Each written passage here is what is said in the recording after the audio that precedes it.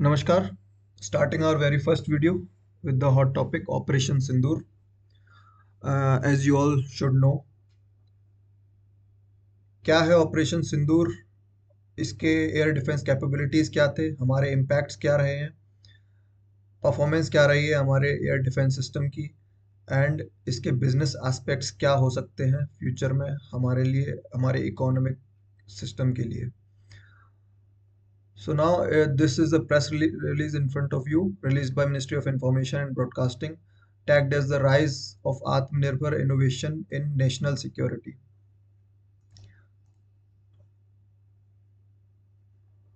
Now a short introduction about it. Uh, Operation Sindoor was a retaliatory operation जो कि हमारे पहलगाम में terrorist ने अटैक किया था. बहुत ही कायराना हरकत थी ऑन 22 अप्रैल 2025. एंड इसके रिटेलिएशन में इंडियन गवर्नमेंट का, मिलिट्री का, एयरफोर्स का एंड नेवी कंबाइंड एक ऑपरेशन था, ऑपरेशन सिंदूर, जो कि हमारी इंडिया आर्म फोर्सेस के deliberate and precise strategic attack को दर्शाता है, जो कि एलओसी पर किया गया. एयर डिफेंस कैपेबिलिटीज हमारी क्या रही, जो कि प्रेस रिलीज में गवर्नमेंट ने रिलीज की है, और उनको उसको टैग किया है as a tag as the first line of protection. क्योंकि मेजरली जो हमारा प्रोटेक्शन रहा है और अटैक रहा है वो मेजरली एयरबोर्न रहा है. तो 7 एंड 8 मई को फर्स्ट अटैक हुआ था. पाकिस्तान ने अटैक करने की कोशिश की थी और किया भी था नॉर्दर्न एंड वेस्टर्न फ्रंट्स पर, जिसमें ये मेंशन सारे जो लोकेशंस हैं वो उन्होंने टारगेट किए थे, जो कि बहुत बुरी तरह से फेल हुए हैं उनको टारगेट करने में ना. और यहाँ पर हमारे air bases, army basis included थे.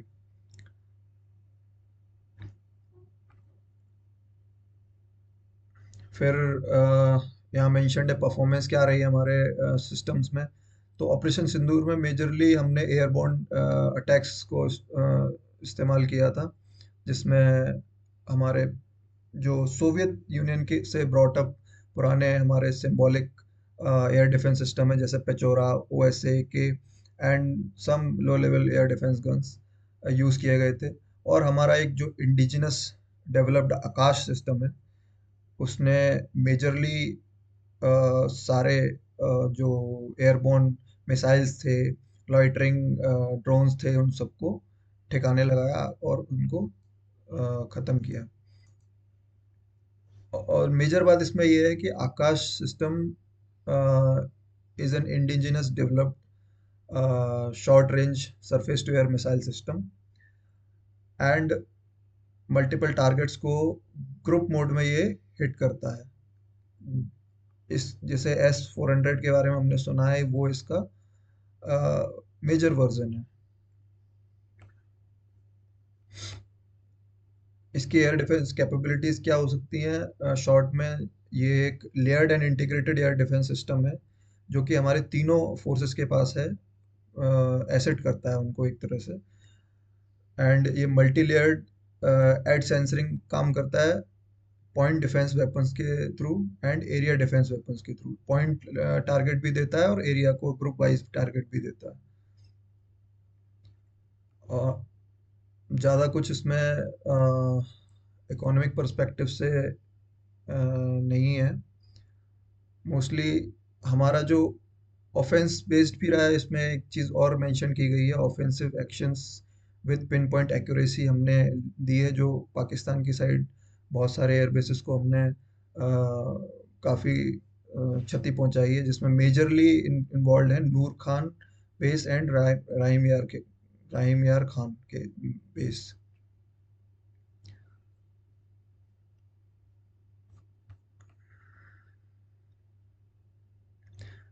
उनकी तरफ से जो टर्की के द्वारा दिए गए 300 से 400 जो ड्रोन्स थे, वो मोस्टली लॉइटरिंग म्यूनिशंस थे, जो सुसाइड ड्रोन्स भी कहे जाते हैं, जिन्हें हम कामिकाजे ड्रोन्स भी कहते हैं. कामिकाजे एक जापानीज टर्म है. जापानीज एक सोल्जर था वर्ल्ड वॉर 2 में, जिसने अपना जो प्लेन है वो क्रैश कर दिया था एनिमी टेरिटरी में, which was a suicide attempt. by crashing your plane into the enemy territory. So that's why it is termed as kamikaze. So loitering munitions क्या होते हैं, जो drones होते हैं, they hover in air over the target area, and they give the characteristics of the target area their uh, to the enemy side, which in turn the missiles and the ballistics use to target the target area based on the information gathered by the suicide drones or loitering munitions. Now there are many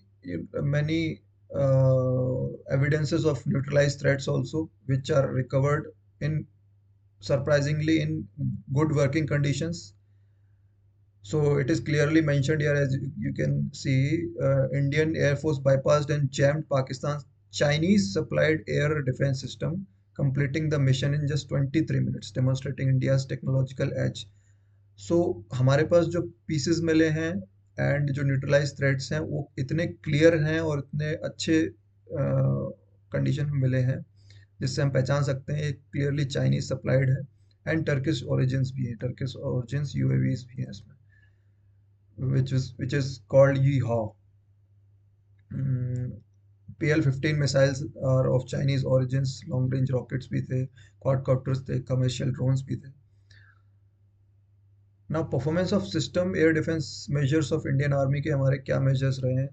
Now on 12th में press briefing में lieutenant general Rajiv Ghai जी ने press briefing के दौरान हमें सारे जो major major points थे हमें ब्रीफ किए थे, जो कि इन्वॉल्व करते हैं कि उन्होंने बताया कैसे unmanned aerial systems, electronic warfare, air defence weapons use किए गए एयरफोर्स और आर्मी के द्वारा, मल्टीपल डिफेंस लेयर बनाई गई, एंड शोल्डर फायर्ड वेपन्स थे, लेगेसी एयर डिफेंस वेपन्स भी यूज़ किए गए और मॉडर्न एयर डिफेंस वेपन्स भी यूज़ किए गए. लेगेसी एयर डिफेंस और मॉडर्न में क्या डिफरेंस है? Legacy air defence are like Pechore and 9K33 OSA, which are old in time from Soviet times, 1960s 1970s times. And modern air defense system are like indigenously developed Akash, which is modern air defense weapon, and S-400, which can be included in modern air defense weapon system. Now हम इसमें major एक contribution है इसरो का भी, उसकी भी हम बात करेंगे कि किस तरह से इसरो ने इसमें कंट्रीब्यूशन दिया है. क्योंकि ये ज़्यादातर जो ऑपरेशन था वो एयर बॉर्न था, जिसमें सैटेलाइट्स की जो हेल्प है which was very crucial. So ISRO comes here, and ISRO ने हमें 10 सैटेलाइट्स के थ्रू 7,000 किलोमीटर का सी शोर एरिया और नॉर्दर्न पार्ट हमारा पूरा कवर किया और वेस्टर्न पार्ट भी कवर किया है पूरे जो एक्शन हुआ है उसके टाइम पे. अब हम बात करते हैं बिजनेस ऑफ ड्रोन पावर. अब हम बिजनेस की बात क्यों कर रहे हैं? बिजनेस की बात इसलिए कर रहे हैं क्योंकि जो हमारा रिटेलिएशन था वो काफ़ी सक्सेसफुल रहा, और मेजर एयर बेसिस हमने उनके डिस्ट्रॉय किए, and the very fact that Chinese defense system was, you know, uh, was left as it is mentioned here, jammed Pakistani's Chinese supplied air defense system. They got okay, and they got the pieces of PL-15 which were of Chinese origins in good condition. Okay, in India. So it shows how much the other side was incapable of handling this war-like situation, and it also shows simultaneously how much our side, the Indian side, was capable with the modern warfare, the airborne warfare, uh, which is a rising indigenous industry, and which is proven in this battle. And the other countries also have seen, उन्होंने देखा कि हम हमारे पास जो इसकी power है, जो public sector का जो विजन है उसका एग्जीक्यूशन है, और मिलिट्री का जो विजन है और एग्जीक्यूशन है, जो कि प्राइवेट सेक्टर्स के इनोवेशंस के साथ मिलकर जो ये एक्शन किया गया है, उसको काफ़ी अलग अलग जो देश हैं उन्होंने देखा, और जिससे कि बिजनेस ऑफ ड्रोन पावर में काफ़ी हमारा जो है बढ़ोतरी होगी। तो ड्रोन फेडरेशन ऑफ इंडिया है जो कि रिप्रेजेंट करता है 550 ड्रोन कंपनीज को, एंड 5500 ड्रोन पायलट्स को भी, क्योंकि डीएफआई कई ऐसे महोत्सव जैसे भारत ड्रोन महोत्सव इनको ऑर्गेनाइज करता है। डिफरेंट डिफरेंट कंपनीज हैं जो इससे रिलेटेड हैं, एज यू कैन सी। इतना मैटर नहीं करता, बट हमें बस इतना याद रखना है कि बिजनेस जो ऑफ ड्रोन पावर क्या हमारे लिए जो स्पेक्यूलेशंस क्या हैं फॉर अपकमिंग फ्यू इयर्स। तो स्पेक्यूलेशन ये है कि Indian drone market is projected to reach around $11 billion by 2030, accounting for 12.2% of the global drone market. So it is a huge surge for Indian economy, Indian budget for military, and overall growth of India in terms of international uh, growth. So $11 billion is a huge, you know, prediction, and I'm sure it will be touched by 2030. सो ये था operation Sindoor. And in summary it is also mention that drones जो है हमारे modern warfare का centre रहेंगे। Obviously हमें पता है, जहाँ भी जैसे हम ईरान और इजराइल का कॉन्फ्लिक्ट ले लें, इजराइल और पैलेस्टाइन का कॉन्फ्लिक्ट ले लें, मोस्टली जो कॉन्फ्लिक्ट्स हुए हैं वो एयरबॉर्न वॉरफेयर ही चल रहा है, एंड बूट वॉरफेयर भी चल रहा है, बट वो बहुत ही मिनिस्क्यूल लेवल पे है। So the world knows the value of drones in the modern warfare.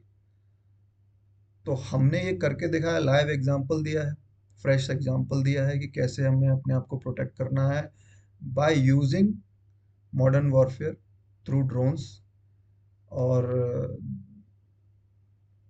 इस प्रेस ब्रीफिंग में हमारे civil ministry of civil aviation के द्वारा काफ़ी जो इंसेंटिव्स हैं 120 करोड़ का स्प्रेड किया गया ओवर 3 इयर्स। ये हमें एक इंफॉर्मेशन दी गई है 2021, 22, 23, 24। और एक्सपोर्ट्स जो है हमारे 24,000 करोड़ क्रॉस कर चुके हैं इस फाइनेंशियल ईयर में, 2024-25 में। और 50,000 करोड़ को हम एम कर रहे हैं बाय 2029।